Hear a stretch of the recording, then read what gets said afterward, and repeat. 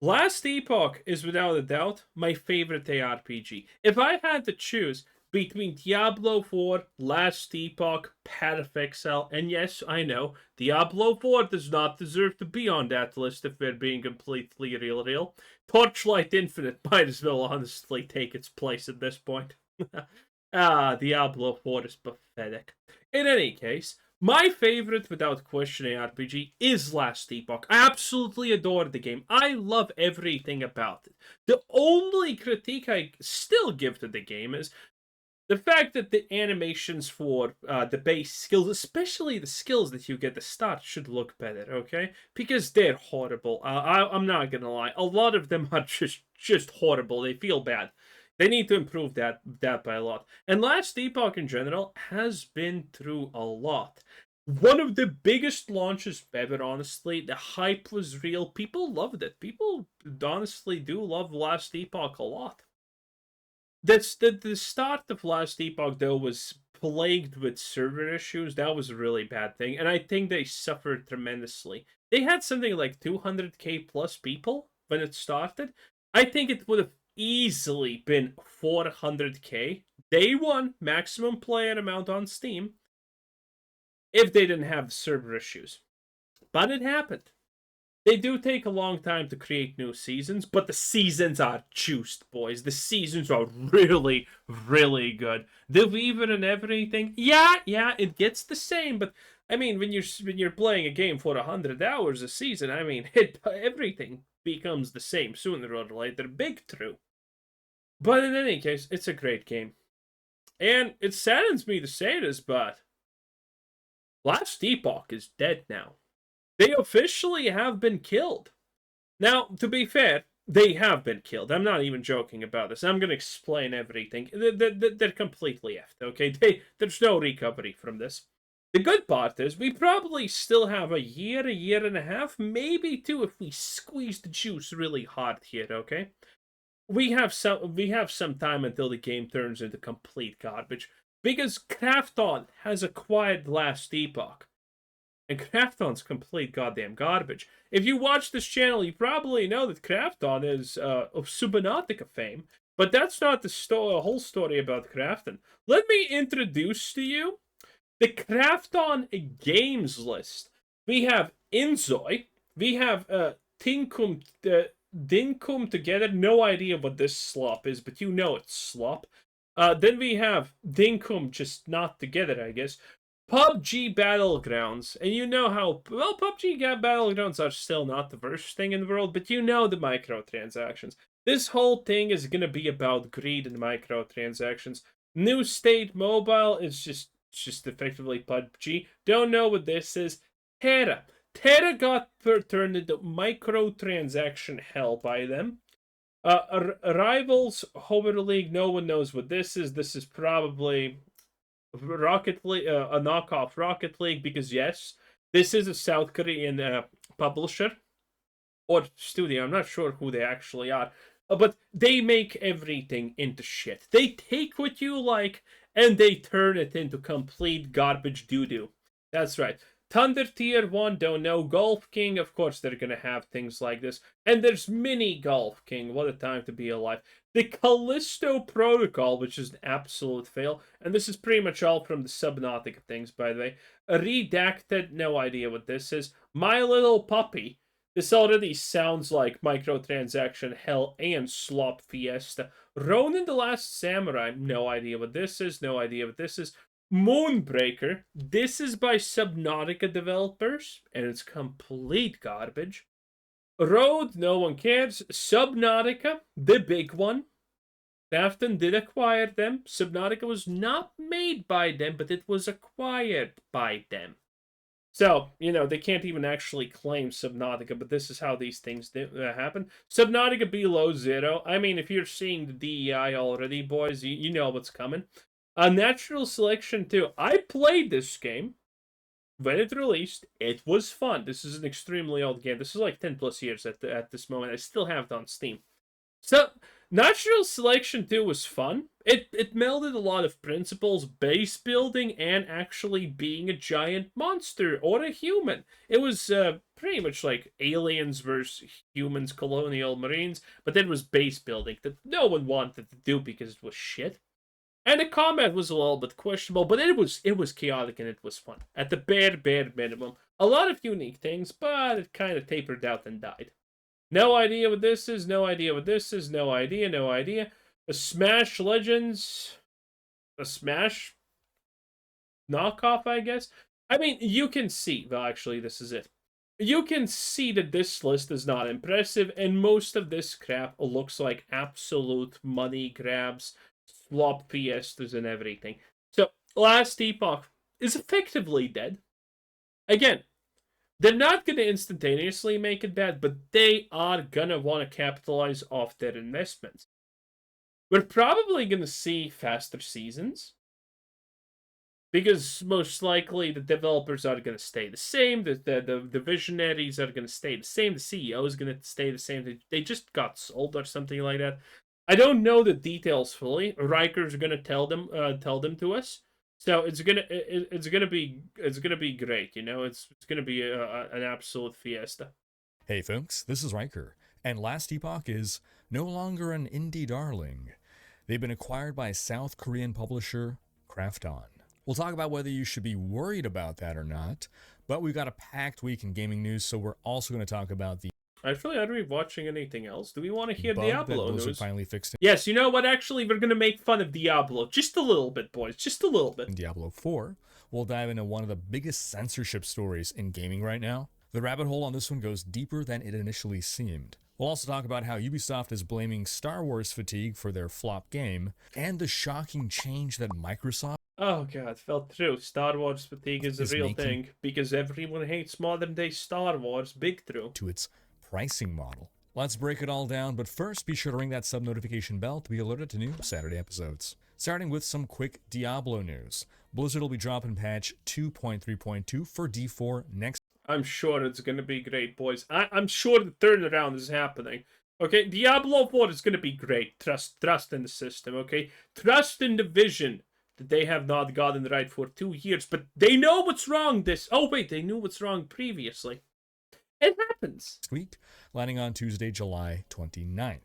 It's mostly a bug fix patch, but the big headline fix, Echo of Lilith, is finally going to be behaving again. That bug where she gets stuck in her first phase if you deal damage to her too quickly? Yeah, they're fixing that. I remember when my group did Echo of Lilith at the start of the season, and we realized we had to slow down and stagger out our damage to stop triggering that bug. So hopefully this fix sticks and doesn't come back next season. Oh, also the weird chat font size bug seems to have been fixed as of I think last week. Now I know some players complain about the Lilith fight in general. Yeah, there's a lot of BS in that fight, but Echo of Lilith isn't a boss that you're meant to farm over and over, so I think it's okay. Echo of... One of my biggest complaints about Diablo 4 is honestly the fact that I look back at Diablo 3, and they actually had interesting boss fights. Diablo 4 is just bad at literally everything. It's clear that they're trying to copy Diablo 3 boss fights to a certain degree, but they can't even do that properly. Like hell's on bells.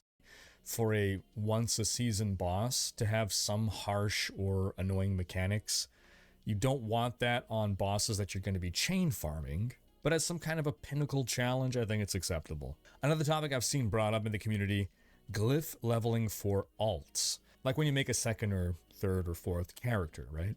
We've spoken before about how some players desperately want a new way to level up glyphs other than just the pit. Now, I personally don't mind. This has been a complaint for literally 2 years. Again, people who think that Diablo 4 is gonna get better, I'm sorry, guys, but man, you are really not paying attention. Doing the pit, but I can agree that having to slowly find... I just want to make a little bit fun of Diablo 4 because, again, I'm not happy with this. I love Last Epoch. That's my game. I love Last Epoch, and now it's fucked. I'm fucking sad. one by one, every Paragon glyph again, and then level them all up over again on every character that you make in a season, it can be a bit much. Like in Diablo 3, we had legendary gems, and the redesigned glyph leveling is basically, exactly legendary gems from D3. And legendary gems in D3 were shareable between. I mean, if you want to be hardcore or hard mode, tell me a single mechanic that exists in Diablo 4 that isn't a copy from Diablo 3. I'll wait. No, seriously. If there is a unique thing in Diablo 4, except the citadels, the things that you invade and, those things, I don't think Diablo 4 has any unique mechanics. Your characters. In other words, you would get all your glyphs, you would level them up, and then you can put those on your alt characters. Now, you can't fully translate this to Diablo 4 because while there are some glyphs that are shared between classes, like Canny, like Exploit, every class does have some class-specific glyphs. So the simplest solution here would just be share the glyphs that all have the same name, Canny, Exploit, and, the class-specific ones like Spirit, that doesn't get shared. At least it would be helpful. You can have more elaborate systems to have some ways to translate the class-specific glyphs across class, but, any baseline sharing is an improvement. But how do you folks feel about glyph leveling? Are you cool with that? How does anyone feel about Diablo 4? The answer is bad. All right, moving on to some last Epoch news. We got an earth-shattering announcement this week. 11th Hour Games has been fully acquired by Krafton. The same Krafton behind PUBG, and the same Krafton recently entangled in the whole Subnautica 2 firing and lawsuit circus. If you don't know, I covered that, and it doesn't seem to me currently that Krafton is necessarily the bad guy. Both sides look pretty horrible. That we covered in the past 2 weeks. In a post titled A New Chapter for 11th Hour Games, the studio framed the move as the natural next step in their 7-year journey from a guy in a kitchen with zero funding to a 100-plus person team, and that they would be hiring many roles in the near future. Now, they haven't shared what this means. I can share what this means. Again, business finance major, baby. Well, actually, a business logistics major, but it sounds pretty cool. No one knows what logistics is. So it sounds fancy in any case. But listen, boys, business finance, actually giga-chatting that shit, by the way. Worked for the government, was amazing. Literally got taken to the upper echelons because my opinion was fucking valuable. I can tell you exactly what this means. Krafton has bought this because obviously all the companies that buy any other company are buying them because they see potential that's unrealized or mismanagement that can be made into more money. So Krafton sees the potential in last Epoch. Again, the launch was good. The people coming back after big seasons are pretty large, and in general, most people are positive about last Epoch. So they're gonna now throw money into this, see what happens, and then the microtransactions come. Then everything honestly comes. There is a chance maybe even they just pump in microtransactions, and for the people who bought the game, because again, my last Epoch is buy once play game. That's what it is. Maybe they're gonna make it free to play and something like that. That's also a possibility. That would help last Epoch a lot at this point, because to be honest, the fact that last Epoch is pumping the numbers that it has while not being a free to play game is big, huge, ginormous. But again, Krafton is notorious for being bad to their customers, for microtransactions, for ruining things in order to profit more. So, this is not a long-term thing that's going to be good. It's just not happening. For the roadmap just yet, but they did confirm that most likely what Krafton is seeing here is they're looking at something like PoE 2 or PoE in general and being like, no portal skins? No $100 horses? No skipping progression? Well, no, none of these games have skipping progression, but I mean, it's the future, baby. And they're thinking like, oh man, we can do a lot here. And they can. They actually can. That's the worst part. So again, expect an unreasonable amount of microtransactions in a year or a year and a half. Season 3, Beneath Ancient Skies, is launching August 21st, and Season 4 will drop roughly 4 months after that. So in the short term, things are moving along as planned. The community is having mixed reactions to this, and understandably so. I, myself, am ambivalent. First off, I'm happy for Judd, I'm happy for the team. This is a great success for them. It also means they'll be able to afford more staff, they'll be able to output seasons more consistently, they can compete on a more even playing field with the other ARPGs out there. A live service ARPG costs a lot to run in a competitive way, and now they should have the funds to keep going. So for players, this should also mean we can expect more. And if things continue with the same vision and the same values that we've seen from EHG, then this should just be great news all around. But naturally, the game is now owned by Krafton. Krafton can, theoretically, at any time ask EHG to jump, and they could only say how high. And if they don't... Oh, oops. Very non-theoretical thing, okay? Again, I have to explain the concept of owner. Is everyone a communist or something? Why do I need to explain the concept of owning something constantly? Because every second person asks like they don't understand what own means. Krafton owns Path of Exile. Not Path of Exile. Last Epoch. Last Epoch doesn't have like a choice to say, well, Krafton, we don't want to add microtransactions. Krafton fires you and sues you if you say that because you don't have the ability to not. Then Krafton can just fire everyone and hire other people to run the game. You know, like how Krafton in the last couple of weeks fired the 3 studio heads of Subnautica 2 and replaced them. They potentially had justified.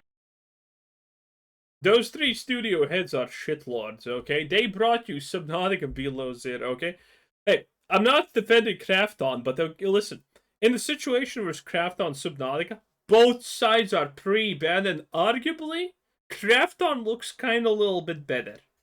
Reason for that. Not by a lot, but, it's still kind of amazing that, we're almost like, leave my multi-billion-dollar company alone. We're almost doing that meme, but for justified reasoning. We'll find out when the lawsuit is settled, because right now it's a he said, she said, where Krafton says they were slacking off and not doing their job, and they disagree. To add to things in the past, allegedly...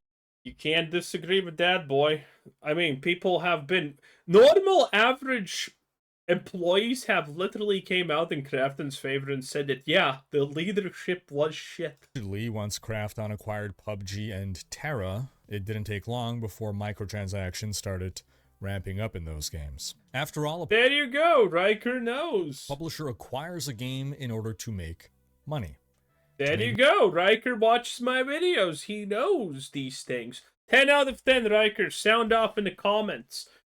Before he again writes a comment that I hate him. Why? I don't. I love you, in fact. More money than they spent. And while Last Epoch's monetization has been very ethical so far, if Krafton is not seeing enough returns on their investment, well, who knows what they'll do. Had EHG simply sold part of the company, say 40%, while maintaining a control... Why would Krafton ever agree to selling it to 40%? You don't get to control them. You don't get to do anything. It's pointless. Controlling stake, then there'd be no concern, at least not on my part. But I imagine this deal would not have happened with Krafton not getting a controlling stake. See, Riker's smart. Riker is probably the only person who covers news like this, and he's just, yeah, basic things happen, and he's right about these things. Riker actually understands these things, and he's honestly like amongst the only ones who actually do. Everyone else is just completely clueless most of the time when we talk about this stuff. Ultimately, time will tell. If this ends up being a bad thing, I don't expect anything bad to Yeah, I'm doomering, boys. I am 100% doomering on this. There's no way. Krafton has a track record. Last Epoch has way too fair monetization. Again, the only thing that this could lead to is Last Epoch going free to play, and people who bought the game for money getting like some kind of, I don't know, Krafton bucks to spend on microtransactions. Which I'm not saying I'm actually against at this point, because I bought the game, and well, if it goes free to play, it would be nice that I get some Krafton bucks.